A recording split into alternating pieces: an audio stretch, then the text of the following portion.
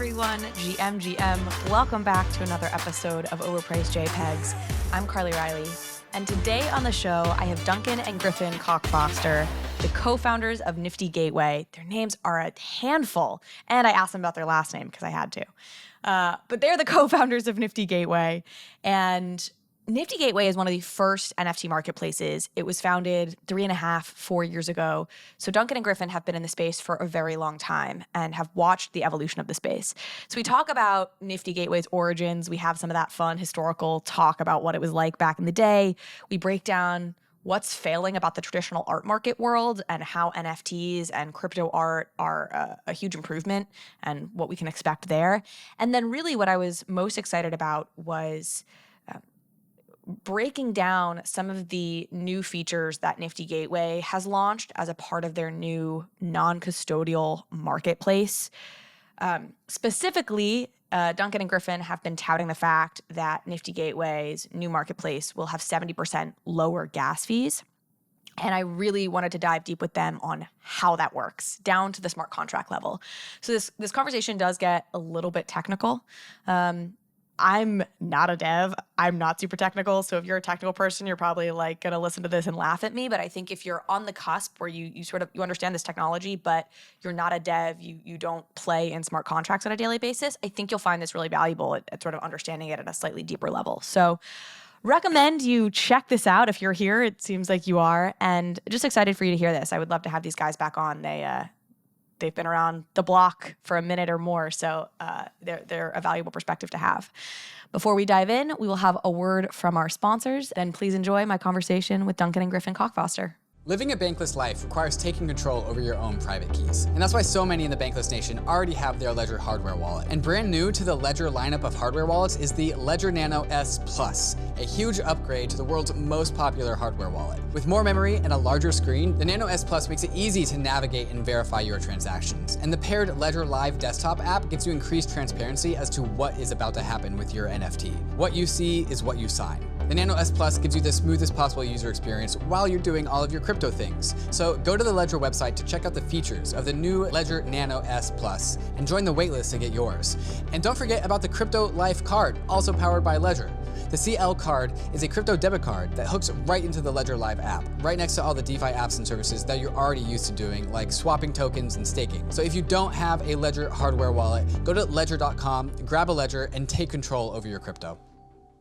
It's increasingly obvious that everything will become tokenized, and NFT Marketplaces needs robust financial reporting, performance analysis, and the peace of mind that they are compliance ready. Gilded's NFT Ops is a one-stop financial reporting solution for growing NFT platforms. Gilded has developed marketplace-specific modules to track the financial performance of NFT creators, including revenue tracking, collection metrics, royalty payments, and revenue share. Customers of NFT Ops gain full access to accounting tools and powerful APIs for custom integrations that simplify operations, streamline reporting, and produce tax-ready data. So no wonder why so many top brands like CoinMarketCap, Gitcoin, Nifty's, and POAP trust Gilded to automate complex reporting workflows. Visit gilded.finance/bankless to learn more. Duncan, Griffin, thank you both so much for joining. Really grateful to have you both here. Thanks, Carly. Thank you so much for having us. We're excited to be here. Yeah, thanks, Carly. Okay, we are going to talk about all the exciting new upcoming things on the docket here at Nifty, but I want to at Nifty Gateway. I'm not here, but I want to start with sort of the background, give people some context for Nifty Gateway. You guys are super OGs in the space, so I also just want to pick your brain generally and extract all sorts of wisdom from it. I want to start with this, which is my understanding is Nifty Gateway launched 3.5 years ago. Is that right? Yeah, that's right. Okay. So CryptoKitties had its own marketplace. CryptoPunks had its own marketplace. What were you selling on Nifty Gateway 3.5 years ago? Not a lot of people know this, but what Nifty Gateway started as was just a tool that let people buy NFTs with a credit card. It was sort of kind of similar to what MoonPay is now, actually. So it's sort of a plug and play purchasing solution. It was live on the CryptoKitties website. So there was a button where you saw a CryptoKitty you wanted, you could hit buy with Nifty Gateway, and then you just plugged in your credit card. And yeah, that was the first thing that we started with, just as a simple solution to onboard people into NFTs. So is it more of an API in that sense than like its own landing page, or you just got like redirected to Nifty from like the CryptoKitties site? It was basically like an Affirm tool or like a PayPal, where when you were on the checkout page, there was just a button that said buy with Nifty Gateway. And yeah, we actually worked with a lot of the early prominent NFT projects. We partnered with Axie Infinity on their land sale, which was awesome. I mean, that's an amazing team that went on to have like a huge amount of success. And then we did a lot of stuff with Gods Unchained too. So yeah, but definitely the NFT space was way different back then. And you're right there. I mean, that's part of the reason that we decided to pivot to a marketplace instead. There were only about 9 or 10 projects that really needed, uh, a credit card purchasing solution. So we just didn't think it would be a very big business. Griffin, when did you guys decide to make that move to a marketplace? So the story of Nifty Gateway is actually kind of hilarious, and it involves a lot of twins because we launched the credit card purchase. Yeah, it's very twin centric as it would turn out. We launched the credit card purchasing product, and we got our first seed investment from Adam Draper. We were part of the Boost VC Accelerator, which was great. And we finished the accelerator. We got introduced to the Winklevoss twins, and we all thought it would be pretty great to try working together. So they actually acquired the company. They acquired Nifty Gateway about 7 months into the history of Nifty Gateway. And after we were acquired by Gemini, we kind of sat around and asked, what is it the NFT space is really missing? And back then it was very small. The NFT space was tiny. Like, it was a tiny fraction of what it is today. And we thought accessibility was one of the biggest problems remaining to be solved. Like, we really wanted to make it easy for anyone to launch an NFT or to buy an NFT. And that's kind of how we launched the marketplace that Nifty Gateway is today. It's funny because it feels to me like you've had this weird progression of there was you had Top Shot, which was later than you guys, but early in the scheme of this whole thing, that both allowed for credit card payments. And so you almost had this like super early day thing where people could pay via credit card. And then you've had this middle wave where that isn't the case. And it's a lot more like kind of tech centric, hard UX. You got to get your MetaMask, et cetera. Do you find that progression funny in that it almost feels like a degression, you could argue? I actually think it makes perfect sense for the following reason. It definitely does appear a little funny, but what we've observed is that people get onboarded into NFTs with a credit card. Maybe like they hear about NFTs and they want to try it, but they're too lazy to set up a MetaMask.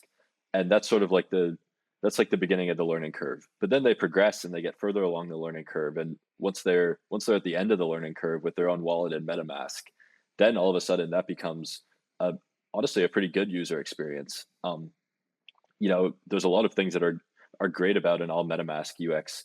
For example, the fact that sales instantly settle right to your wallet. Like, as soon as you make a sale, the ETH just gets sent right to your wallet. That's a pretty awesome UX. I mean, one of the hardest parts of a fiat marketplace is cashing people out, and there's almost no fiat marketplace that has instant settlements. I mean, this was something that people definitely got upset at Nifty Gateway about it, and Top Shot I think was even worse, where back in last year it sometimes took up to like 6 weeks for people to just cash their money out of Top Shot. So I kind of think it makes sense. It's a tough onboarding experience at first, and it's really important to have that credit card onboarding where people can just get started. But then once they learn what they're doing and once they have a wallet, there's a lot of parts of the wallet user experience that make a lot of sense. So you get bought by Gemini and the Winklevoss twins. You said 7 months into the company's existence. Would that have been 2019 then, or were you still in 2018, 2019? It was 2018. The acquisition closed in June of 2018, but it wasn't publicly announced for like 6 months after that. We kind of kept it secret. But yes, coming up on 3 years ago. And the insight you guys land on is we need this easy on-ramp. That's credit cards. Were you also at that point, what did you think the NFT market was going to be at that point? Was it just digital art in your heads, or what was your interpretation of what this industry would be? Yeah, that's a great question. I would say the other big insight at the time was it was kind of twofold. We really thought that the NFT space would go towards a model where more well-known people were creating NFTs, and that would be how it grows. You get people with large audiences, be they artists, be they musicians, to create NFTs, and that drives awareness. And so it was about the accessibility, but it was also about, we said, okay, we're going to make a really strong push to get high quality people making NFTs and get people who are well known outside of just, outside of the crypto scene to create NFTs. So that was the other thing that we spent a lot of our energy on. And yeah, I mean, we always thought that NFTs would go from art to other things at some point. But I guess honestly, I mean, I thought that we didn't think that the market would cycle as quickly as it has. It's kind of mind bending to be a builder in the NFT space, because every 6 months you look up and the paradigm has totally shifted. And, so we said, okay, we're going to really focus on art at the beginning. And I think that was the right decision, because, a lot of those art releases really helps NFTs break through to the mainstream. I still think the Beeple sale at Christie's was, I mean, there was a lot that went up to that moment, but I feel like that was the moment where where the world went totally crazy. And from then, I feel like it's just been a constant cycle of more attention, more users, more growth, pretty steadily. And Beeple had been releasing art on Nifty Gateway prior to the Christie's auction. Is that right? Yeah, that's right. Was that where he got his start with NFTs, Beeple? So yeah, up until that point, Beeple, we had done 2 different drops with him. And yeah, he was honestly a pretty good example of, I think, an artist who, he was a person where we really thought it would be super impactful for the space if people made NFTs. I don't think we quite anticipated that he would become, the huge name that he became. I think even he was a little bit surprised at how quickly that happened. I mean, he works incredibly hard and he earned it, but I think it just happened so fast. But yeah, the first 2 drops we did with him were nuts. The second drop, I think, was actually particularly memorable, because the first drop, he sold a few $100,000 worth, which was a big drop at the time, but other people had higher sales amount. And then the second drop, I think it was a weekend long auction that went for 2.3 million or 2.5 million. And that number really got people to wake up and pay attention. And that's a serious life-changing amount of money. For the first time, people were like, hold on, I can make that much money selling these NFT things. I should probably learn what an NFT is. And yeah, that really kicked off just an epic wave of adoption. Griffin, did y'all approach Beeple? Did Beeple approach you? How did your 2 parties come together? We approached Beeple. We actually spent a huge amount of time in the early days reaching out to artists. That's most of what we did, actually, right after we were acquired. And we brought on Tommy Kimmelman, who's now a legend on crypto Twitter and an awesome employee at Nifty Gateway. But originally his job was just to reach out to people, artists, sports teams, whoever, and try to convince them to launch NFTs. And as a part of that, we reached out to a huge number of people, and Beeple was one of them. And like Duncan said, when we got him on board, we were really excited, and we thought he would do well. And he's just kind of one of the stars that has completely taken off in the crypto movement. Hearing you talk about all the outreach you were doing in the early days reminds me of a story Fuocious actually, I think, said to me, or maybe it was he said it in another podcast that I listened to in preparing to interview him, but that he started releasing his work on Nifty Gateway, and he was just sort of doing it alone and in isolation. And then I think it was actually somebody from the Nifty Gateway team that reached out to him and was like, hey, you should actually put something up for sale. Like, he was just kind of putting art up, but not actually listing it for anything. Do you feel like that hand-to-hand combat, that hustle there, is that sort of been the key to y'all succeeding the way you have? I think that's a major part of it. This was another really big thing that we did that was slightly different early on. Back when we first started, the most common way to release art, and all the other art platforms were essentially open minting platforms, similar to what they are now. They haven't changed their models very much. But on Super Rare, for example, you got admitted to Super Rare, and then you could mint your artwork anytime you wanted, and it would just sort of go up as this listing, and you would wait for the bids to come in, and eventually, if you got a bid that you liked enough, you would accept it. And we thought about it. We decided to try something different. Really, it was honestly inspired by the streetwear world. Another very modern aspect of culture, how they would release everything all at once in a drop. And the drop itself is fantastic marketing. You're creating this event-based hype that brings a lot of people and brings a lot of eyeballs. So we said, okay, we should try doing these. We should try releasing NFTs as a drop and kind of see where that gets us.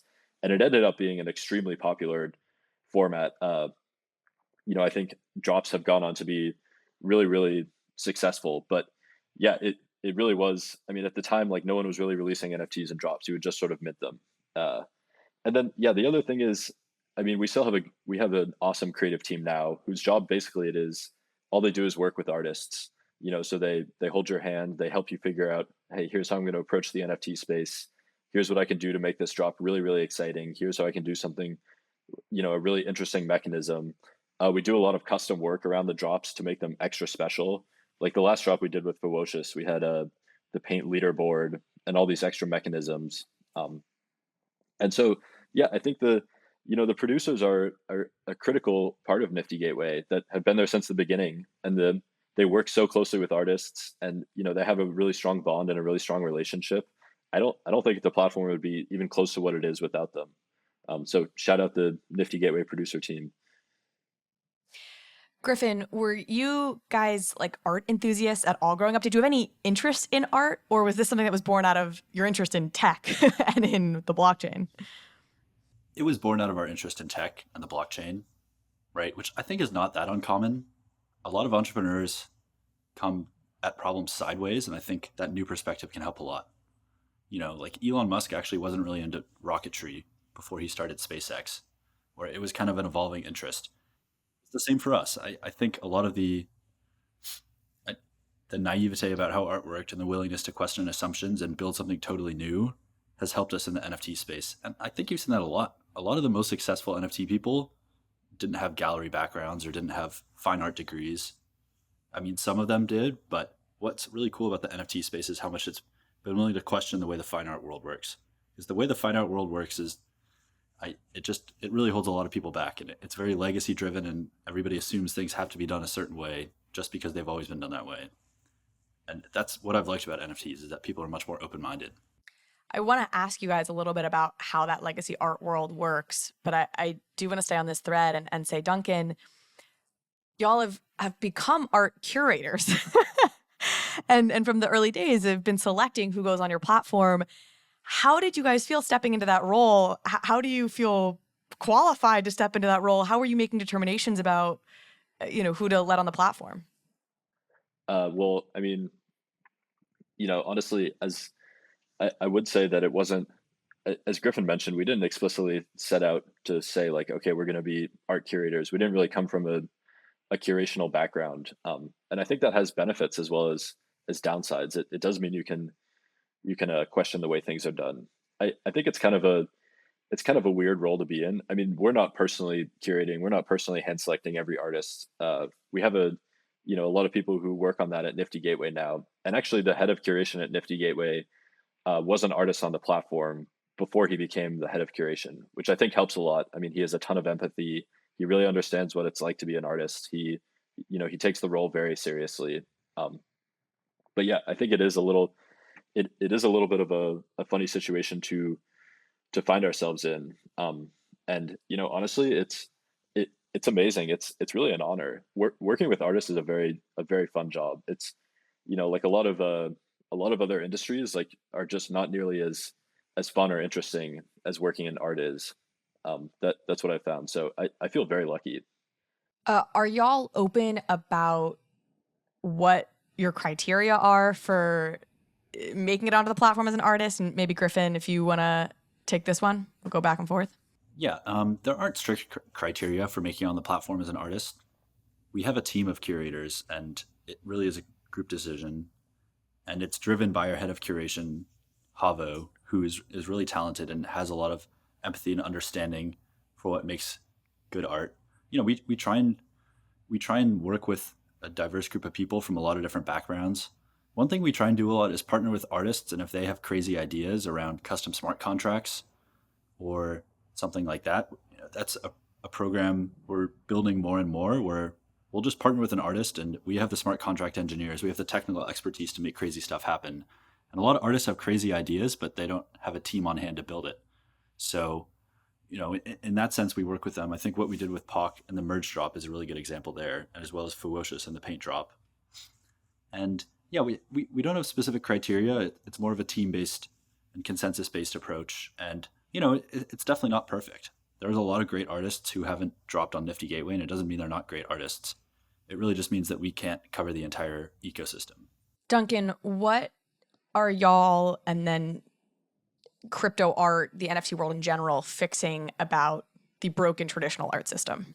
The physical art world, or the fiat art world, as I sometimes like to call it, um, it's actually it's not something I really understood well before Nifty Gateway, and it's something that I've learned a lot about, and it really has a lot of nuance and complexity. Um, I think the biggest issue with it is that it's very static. It almost feels like molasses, and it's really the thing that it's not very good at is it's not very good at helping artists get discovered and helping their work be distributed widely quickly. Um, the model for being a successful physical artist is you move to New York, you spend a long time networking until you finally meet the right gallery owners. They agree to do a show with you, and you're one of the lucky few who's made it. In NFTs, it's the model is like you open up social media, you tweet out your work, your collectors find you, you open up a Discord for them. So it's really a much more open, engaging format. And I think, NFTs are still very new, but the amount of money that's being paid out to artists and creators via NFTs is already in the same ballpark as the amount of money being paid out to artists in sort of other creative domains. I honestly like to compare it to TikTok versus Hollywood, where the strategy to being a movie star or being a celebrity used to be you go to Hollywood and you get a role in a TV show, and now all you have to do is if you're funny enough on YouTube, if you're funny enough on TikTok, that's how you become famous, and that's how you become a celebrity. It's kind of the same thing for an NFT artist versus a physical artist, where if you're it's a much more open and egalitarian system, in my opinion. Um, and then there's a lot of other really, I think the biggest thing that in my opinion that the physical art world gets wrong is the opacity. It's so opaque. You can't figure out how much art sold for, just period. It's so difficult to get that information. And I think the reason that they set it up that way is in their opinion, it actually helps prices rise and it helps the artists like earn more money. But I actually think what we've seen with NFTs is if you create this really open and transparent system, then all of a sudden it becomes a more investable thing because people know what their investment is actually worth. They feel more comfortable spending more money on it. So if they kind of went the exact opposite direction and went fully transparent, I actually think the amount of money that people spend on physical art would go up. So I kind of think that's the biggest thing that people miss. There's so much there that I want to comment on. I think totally one of my questions is, do you think that are we in a Renaissance era for art collection? I've spent my life thinking about like people who have art as like old people, Right. and upper middle class to upper class people who have the kind of disposable income that make them want to whatever on their art. Do you think that will fundamentally change for the long term with our generation? I do think so. Yeah. I think there's a really strong possibility that happens. I mean, this is a really interesting point that someone made to me once. Basquiat, his paintings sell for $100 million on the secondary market, but you look at who's had a bigger cultural impact on the world? Is it Basquiat or is it Taylor Swift? Like Taylor Swift is just a much more of a household speaking name. my language. Yeah, yeah. I mean, Big T Swift girl. Taylor Swift, has this legion of devoted fans, whereas fine art is still it's a pretty niche activity.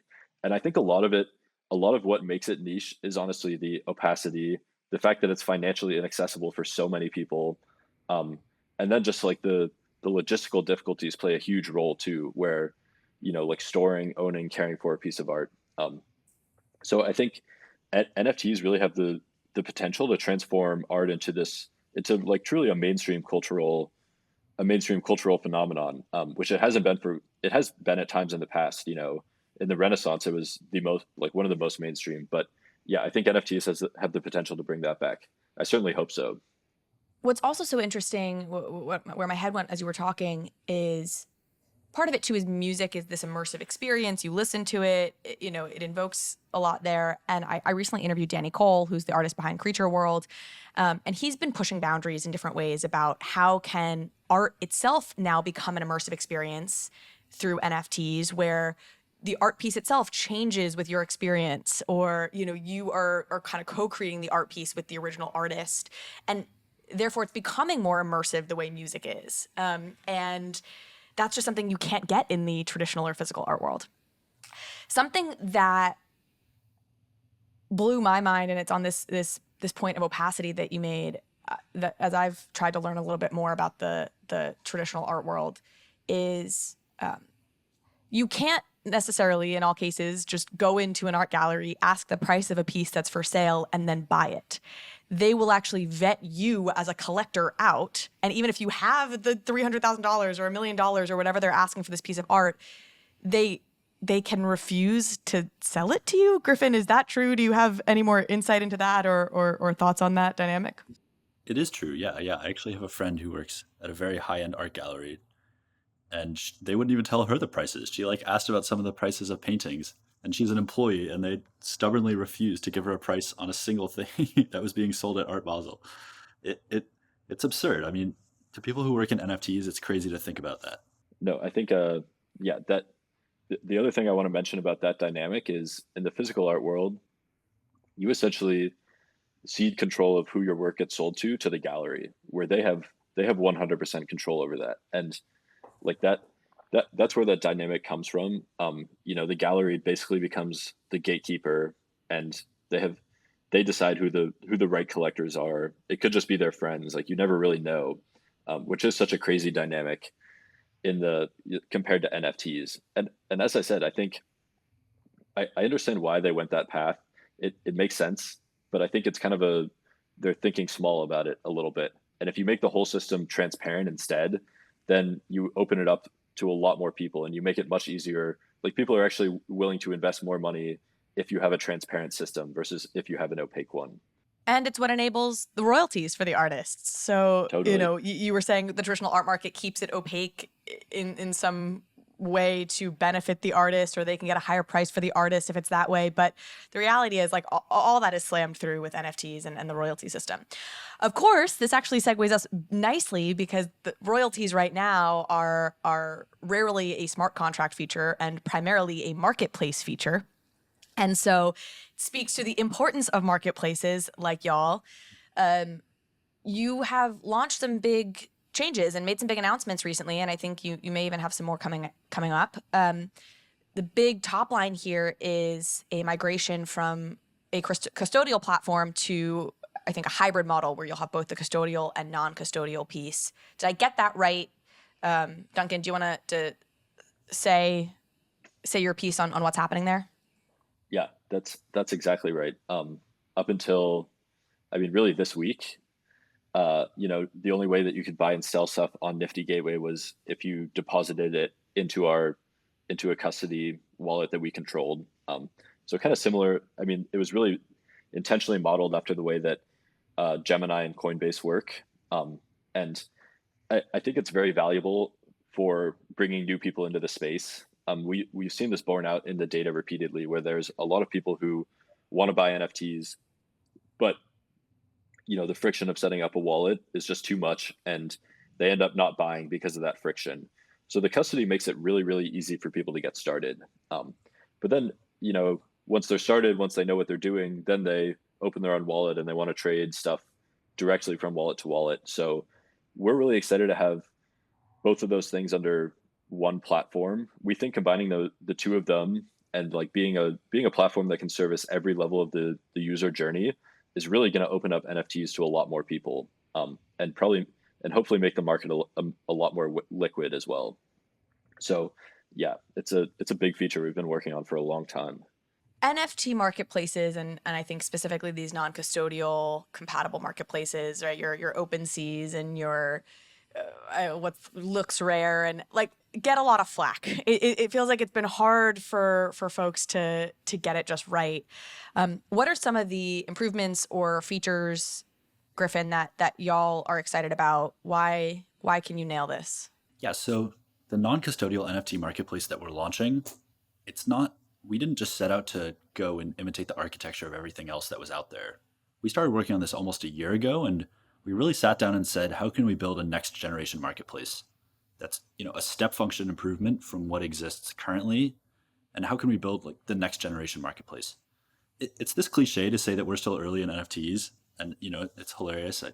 I joke, but I love it when people say that, but we really are very early in the tech, and there's so much room for improvement on the technology of blockchain. And I think there will be many more paradigm shifts we go through before it settles into its final state. Really similar to the internet. If you look at the 90s and the early 2000s, there were so many paradigm shifts. There were so many companies that were enormous and then just got blown out of the water because there was some huge breakthrough in the tech.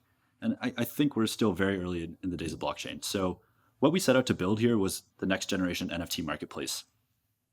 At a high level, the initial benefits of what that means is that it has 70% lower gas fees than other marketplaces, which is an enormous breakthrough that it took us months of tinkering to get right.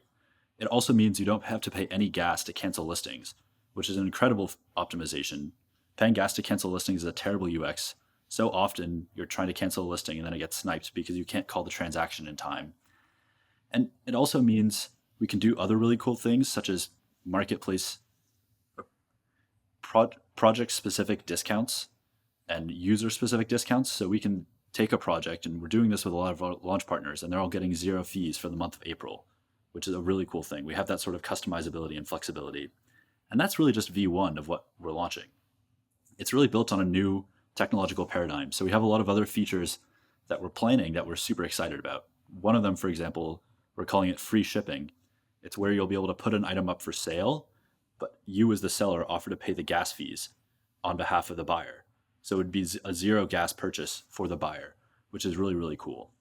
And yeah, it's just the beginning. I think once users use it, they'll realize it's much more advanced, much smoother, much better UX, and it really is just meant to be an evolution of what NFT marketplaces can be. If you're starting on your NFT journey, you need MetaMask. This is your tool to unlock the world of DeFi and NFTs without giving up custody over your private keys. MetaMask is both a secure in-browser wallet and also a secure bridge for your hardware wallet so that you can connect to any Web3 enabled website. You can now trade tokens with any DEX or aggregator. MetaMask Swap gathers real-time pricing information across the DeFi exchange ecosystem, allowing you to select your best price while getting all of the MetaMask benefits of self-custody, lower gas costs, and increased transaction success rates. MetaMask also has a fantastic mobile wallet, which I use while I'm out and about.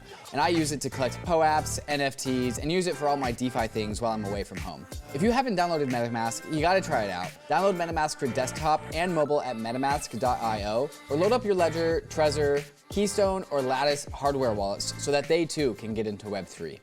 Rarible is the NFT platform that's leading the charge into the multi-chain universe ahead of us. Available on Flow, Tezos, Polygon, and of course Ethereum, Rarible is the perfect place for NFT newcomers, profile picture collectors, and experienced NFT traders. Rarible has a variety of NFT features that set it apart from other NFT marketplaces. They have a native messaging function allowing you to DM your friends or haggle with sellers. They also have a mobile app on iOS and Android with a built-in NFT portfolio tracker tool, so you can easily check the value of your digital art portfolio.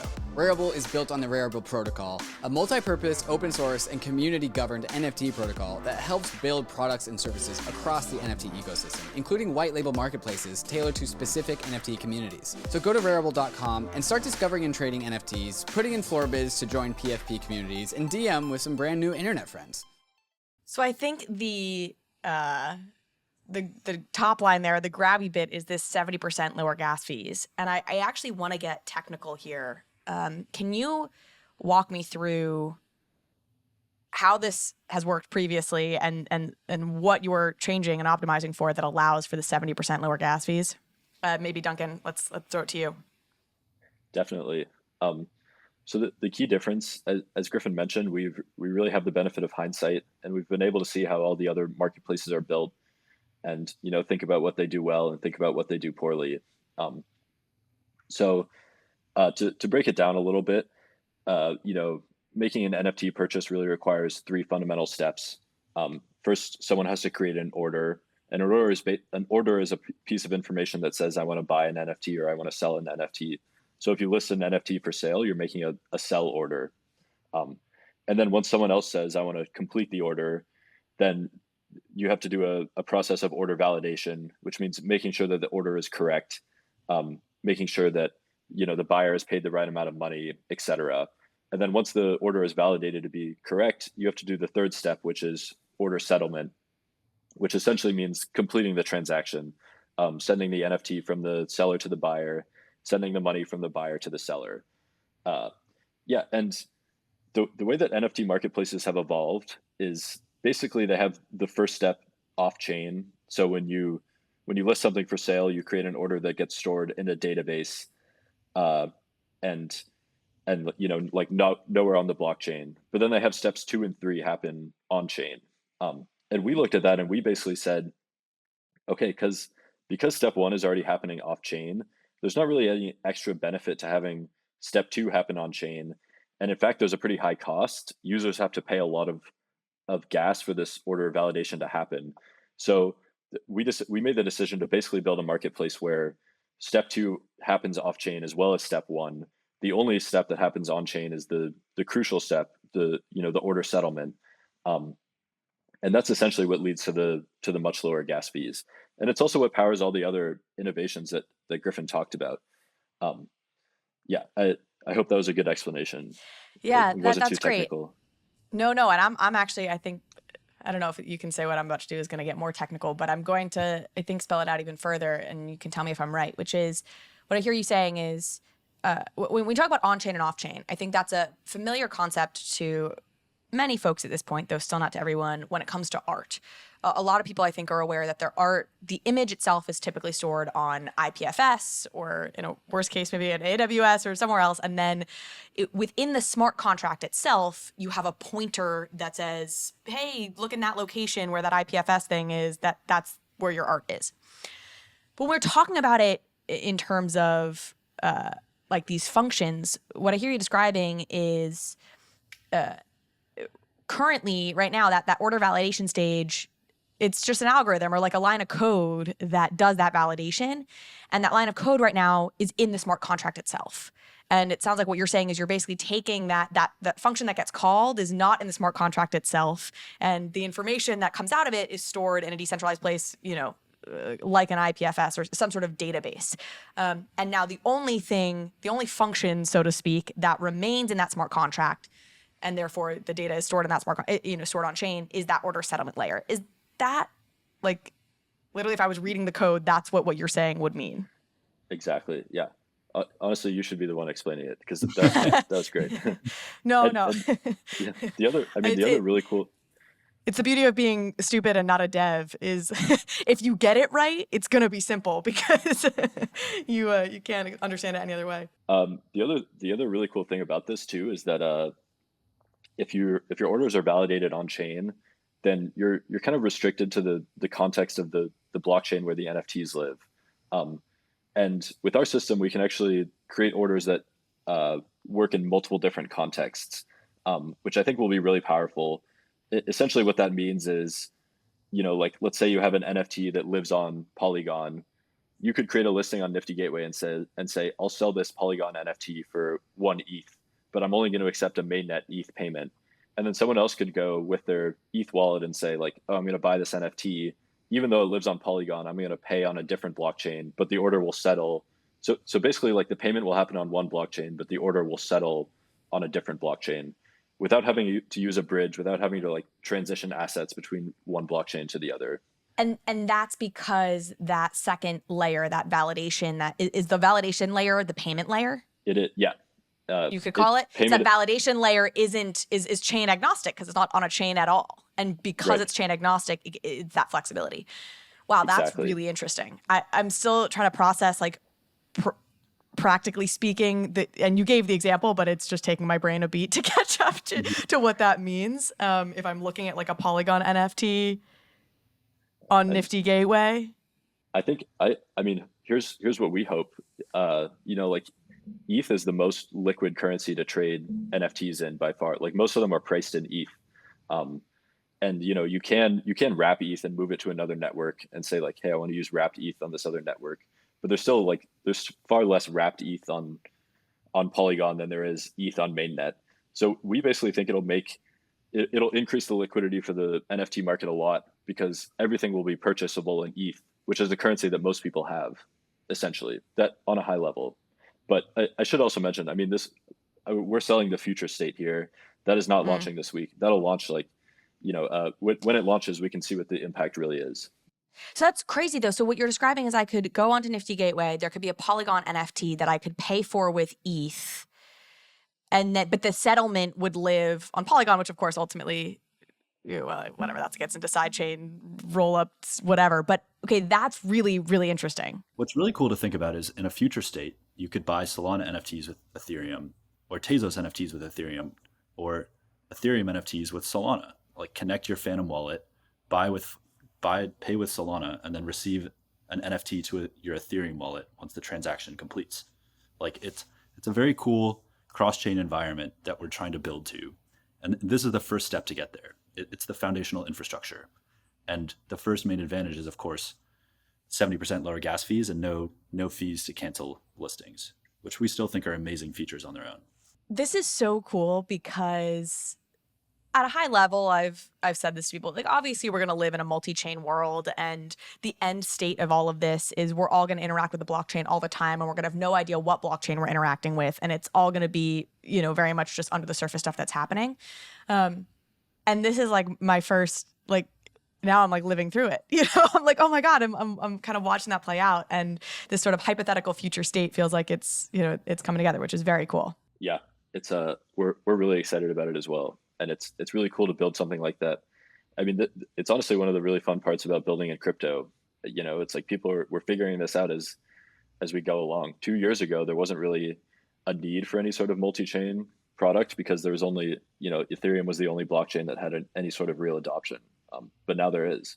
And does this mean you can leverage the low gas fees of other chains while leveraging the liquidity of ETH? Is that a way to put the huge advantage here? Not to harp on this point for too long, but. Yeah, I would say so. I mean, that's a pretty good summary. You still have to, actions will still have to happen on ETH, and like depending on how complicated they are, the gas fees might be pretty high.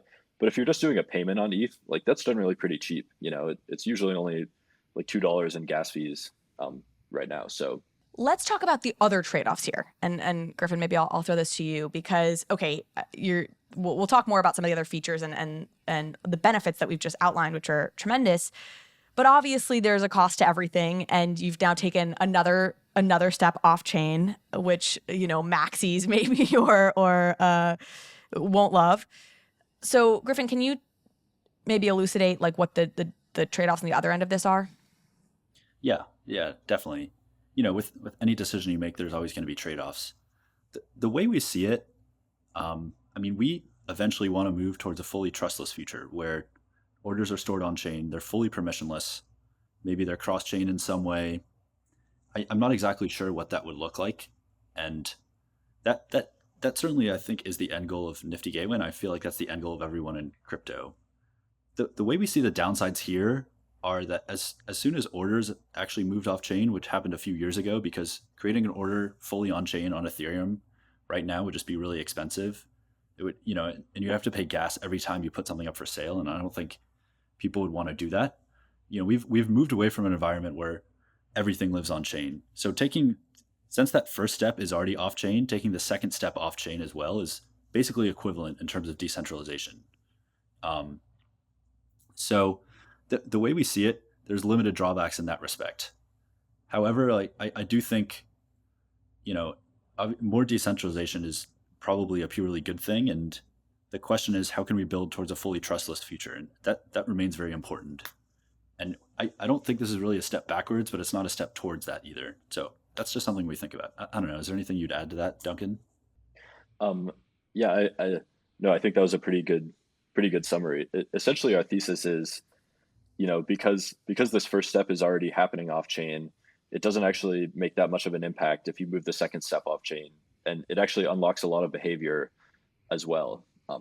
And yeah, I also say we're constantly open to feedback and revisions.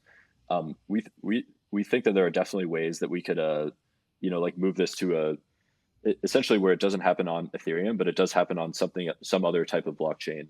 And like, then you could maybe even have a world where like the orders and the validation both happen on chain, which we think would have some benefits. I mean, this is V1 of what we're building, but there is a bigger picture where that might be possible. So let me ask you that. I understand that this kind of marginal step of taking the step 2 off chain, it doesn't feel like a big difference.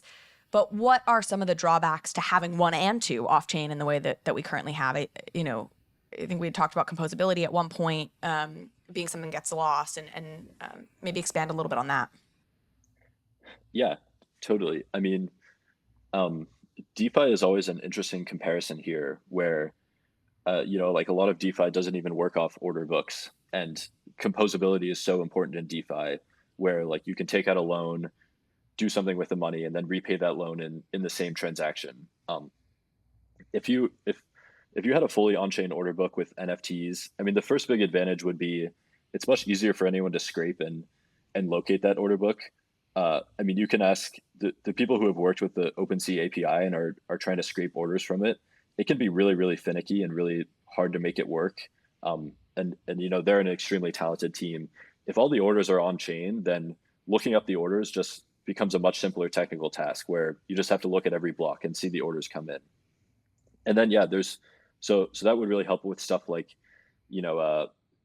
propagating listing information, making it really easy for people to see like what's being listed right now. And then it would be kind of interesting to think about like fully composable NFT applications where you could buy something for sale, list it, and then buy it again in the same transaction. I think people really haven't explored what like truly composable NFT applications could do. And I think the fact that we moved to this world where orders are stored off chain for the most part is a big part of that. So yeah, I think honestly, my prediction is that we'll see what happens with DeFi, and then people will come up with ideas from DeFi and eventually port them over to NFTs. That's usually how innovation has gone.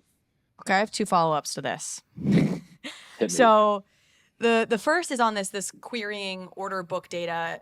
On the DeFi side is part of this like, or it may not even just apply to DeFi, but I think about like institutions, and as institutions who are starting to get into trading crypto and like settling orders and the regulatory lift that they have to comply with, and trying to like match order settlement. Like is that part of this where their jobs become more complicated with an absence of step 1 and 2 on chain? That's a good question. That's not really something that I don't really know about the regulatory requirements for institutions. But Okay, no, I ask this again. It's so naive. I have a friend who works for a like a hedge fund basically, but it's like a crypto specific hedge fund, and she just like all day long is just trying to like reconcile trades according to like regulate, and it's like a nightmare because of all the different trades and chains they're trading on and this and that. Okay, we're gonna skip that. Composability. I feel like my journey in crypto is just me getting closer to really understanding what the heck composability means. And every time I like understand one part of it, there like are new facets of what composability actually means that I feel like emerge. So starting to grasp it again, thinking about like art, on-chain art. I've had conversations with people about like a cyber brokers or Avastars and these projects for whom the on-chain art piece was really important, and understood where maybe composability comes in there. Like you can actually change features of the artwork on chain, and that's all tracked, and that's really interesting, whatever. Can you speak a little bit further about what some of these other composability unlocks might be in more specific terms? yeah, okay. I actually have a great example for this. Yes. And I feel like, I don't know, for some reason, all my composability examples end up being like hacks or malicious, but it does demonstrate the technology well. Okay, so basically, there's there's fractionalization apps where you can take your NFT and split it up into a ERC20 token, and then whoever owns 100% of that ERC20 token can redeem it with the smart contract to get the NFT. And then so those apps exist, and that's fully composable. And then remember when Bored Apes released their ape token a few weeks ago? Oh yeah. Was it a month ago? Yeah. Okay, so No, there's no way. Was it a month ago? I don't remember. My perception of time is totally nothing. distorted. Yeah. Okay.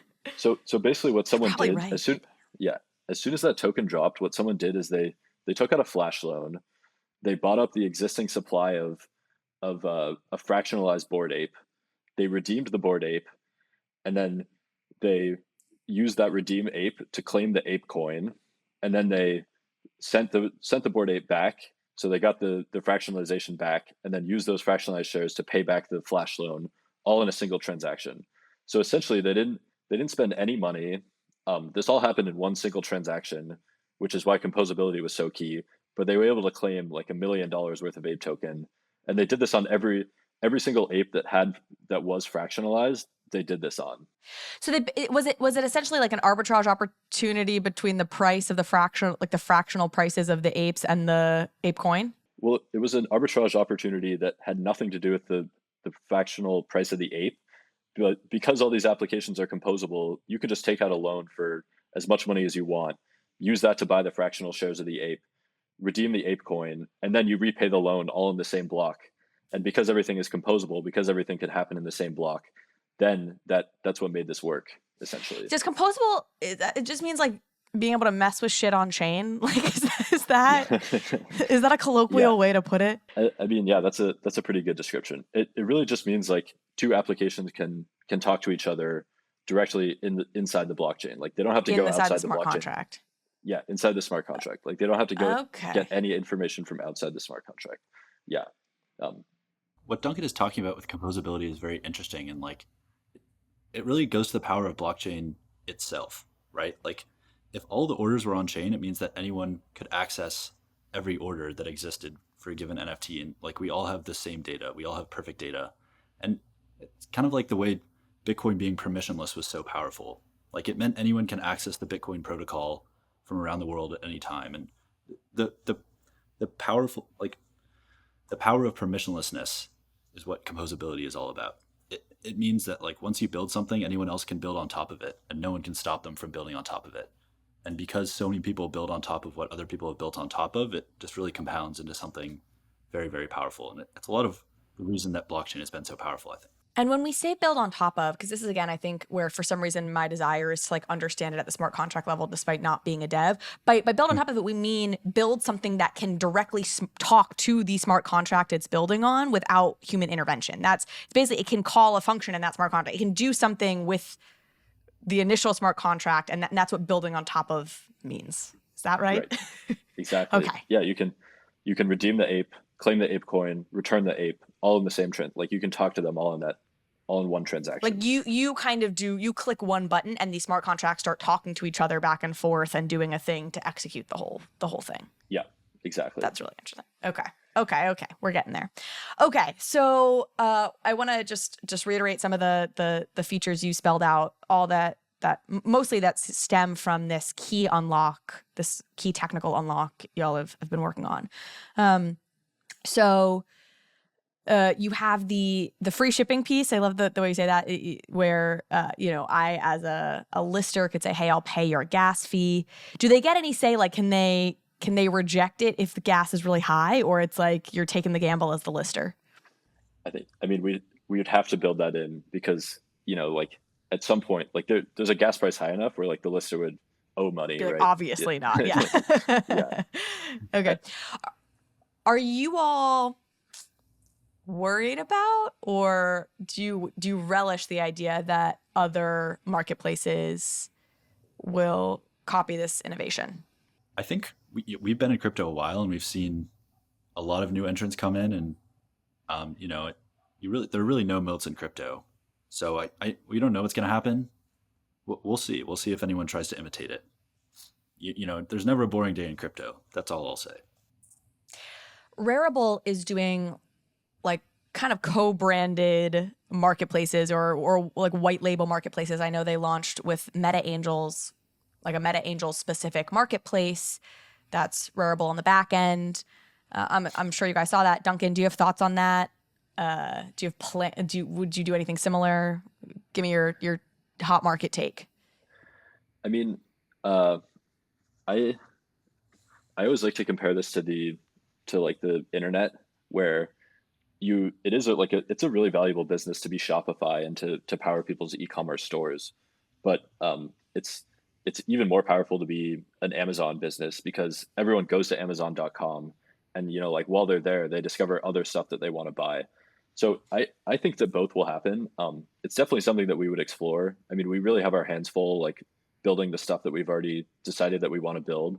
So we're actively trying to take on fewer projects instead of more. But yeah, I think it's definitely something that we would consider in the future. And I honestly, I think it would be even more interesting with like a fully on-chain order book system, that lives on some other blockchain besides Ethereum, because on Ethereum it'd be cost prohibitive. But there could be a really cool future there where maybe every project has their own marketplace front end, but when you list something for sale, it automatically gets propagated to every other marketplace. I don't know. Now I'm just like thinking of ideas. I love it. I love people thinking in real time on the show. That actually plays very well. Let's talk a little bit about the future to close out here. This is a question for both of you, but Griffin, why don't you start with it? A year from now, 5 years from now, where is Nifty Gateway? What is Nifty Gateway? Paint me the picture.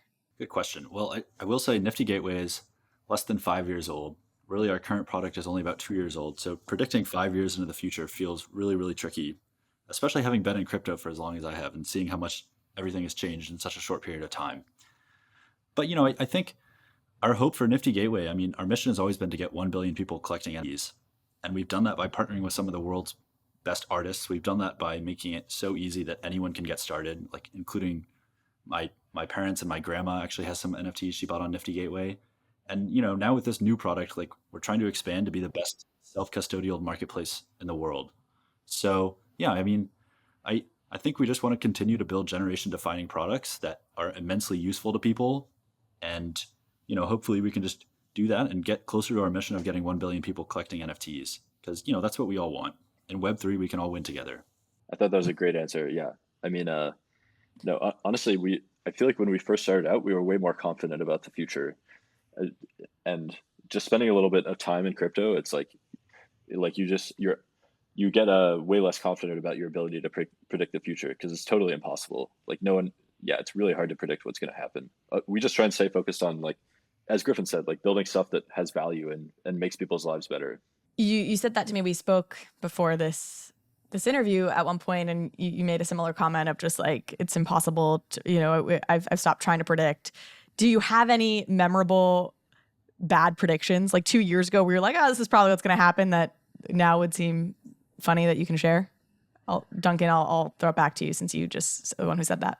Okay, it's not my prediction, but almost without exception, 3 years ago, whenever we would talk to someone and we'd explain to them what we were working on and what NFTs were, like the most common comment we got overwhelmingly was people would be like, okay, I don't really understand this whole like owning a digital item thing, but like, what if we used NFTs to like communicate ownership of a physical item instead of a digital item? And people, and we were just like, okay, it was a really frustrating comment, because I feel like at that point, like, there had already been a few people who tried it.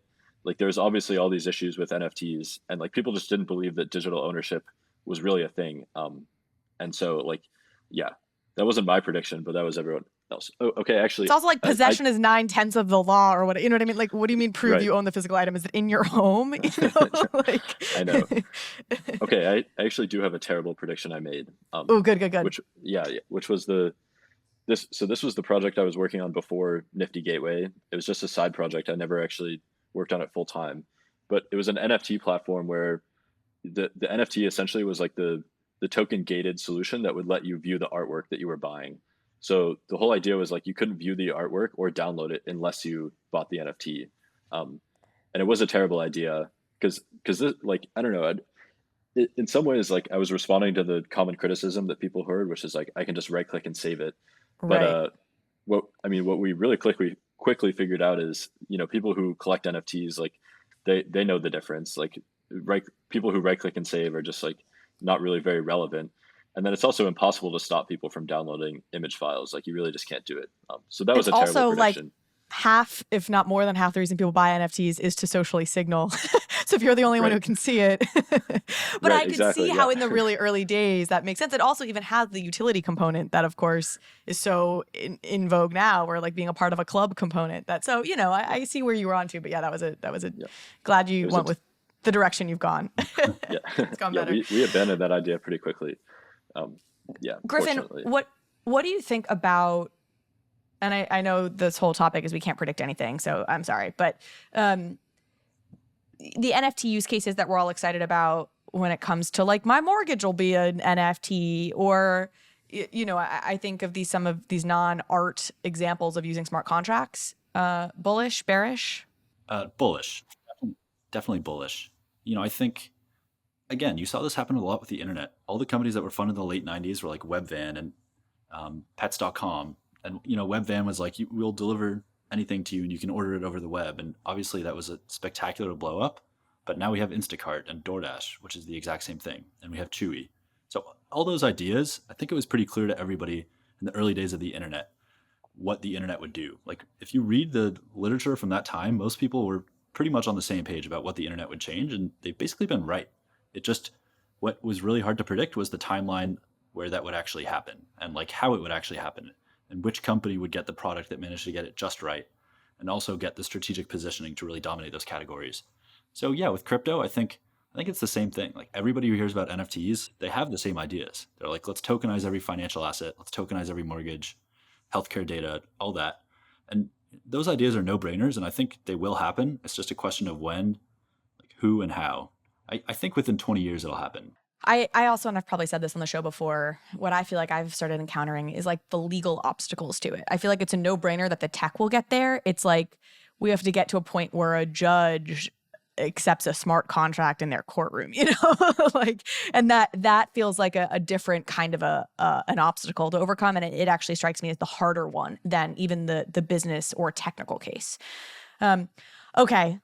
Last question, which we can cut if we're feeling like we need to, but it's 420. So I have this very silly question, which is your guys' last name is Cockfoster.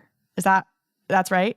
Like how was middle school with that? I mean, it's a pretty funny last name, and people like always think it's hilarious and made fun of us for it. I can always tell that. Okay, a lot of people. The funny part about this last name is like a lot of people think that we're making it up, and that they think that we're making some funny joke about that you guys are like trolls. Yeah, exactly. And so like a lot of people have that impression when they first meet us, which is like, yeah, it's kind of a funny experience. And then a lot of other people laugh, but like don't quite know what to say. Some people just like straight up refuse to say it, and like some middle school teachers and stuff, they would just refuse to pronounce our last name. I don't know. Okay, but it's actually great. It's very memorable, right? Like there's not many other Cockfosters in the world.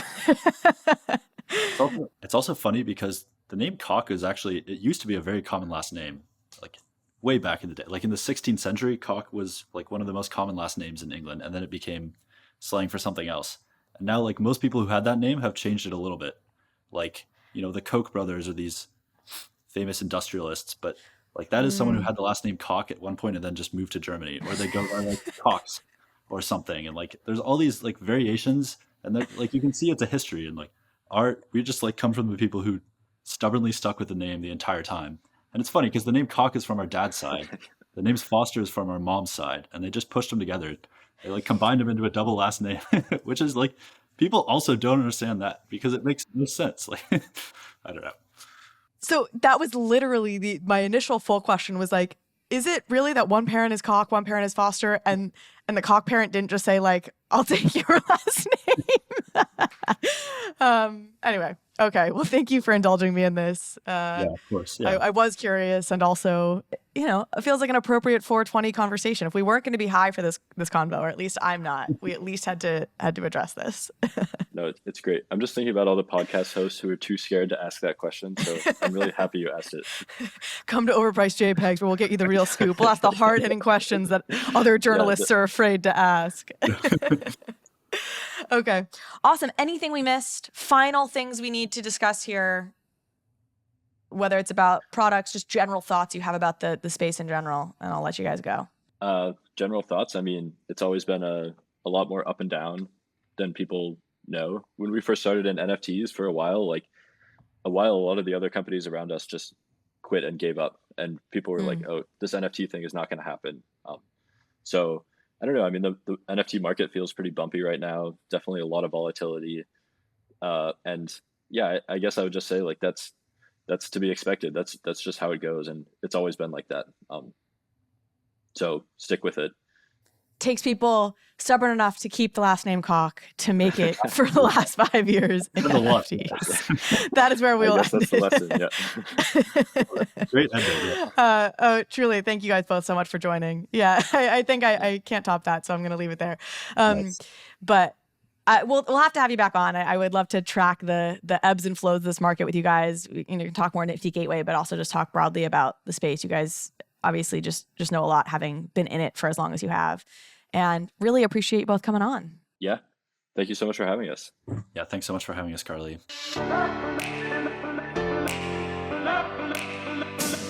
Hey, we hope you enjoyed the video. If you did, head over to Bankless HQ right now to develop your crypto investing skills and learn how to free yourself from banks and gain your financial independence. We recommend joining our daily newsletter, podcast, and community as a Bankless Premium subscriber to get the most out of your Bankless experience. You'll get access to our market analysis, our alpha leaks, and exclusive content, and even the Bankless token for airdrops, raffles, and unlocks. If you're interested in crypto, the Bankless community is where you want to be. Click the link in the description to become a Bankless Premium subscriber today. Also, don't forget to subscribe to the channel for in-depth interviews with industry leaders, Ask Me Anythings, and weekly roll-ups where we summarize the week in crypto and other fantastic content. Thanks everyone for watching and being on the journey as we build out the Bankless Nation.